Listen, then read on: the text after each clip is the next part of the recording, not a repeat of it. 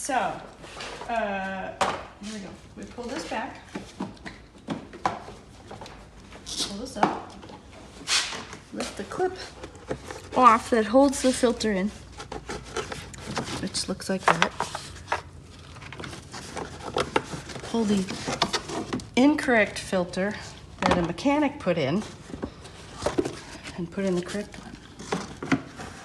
Now that's shoved into there. Airflow's correct. That's right. We're going to blue side down, because the blue side are the pleats that catch all the debris before the contaminated air can go up into your cabin. So this is a cabin air filter, and the reason you have it in there is so that dirt, dust, leaves, pollen, anything that can trigger asthma or allergies doesn't go into your car, into the cabin. So if you don't have one in here, or if it's too dirty, then it won't keep your car clean, and you'll start noticing things like dust, weird noises,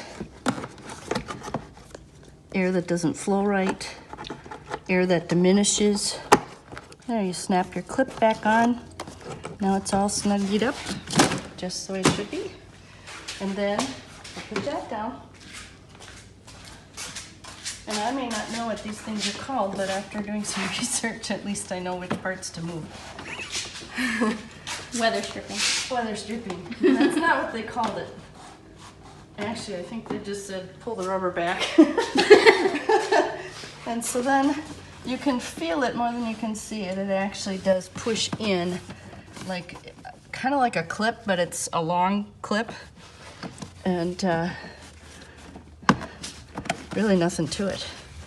And just make sure you do it all the way over so nothing moves that shouldn't move. And yeah, sure. There we go.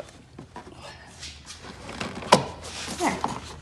And it just finally all clicked into place.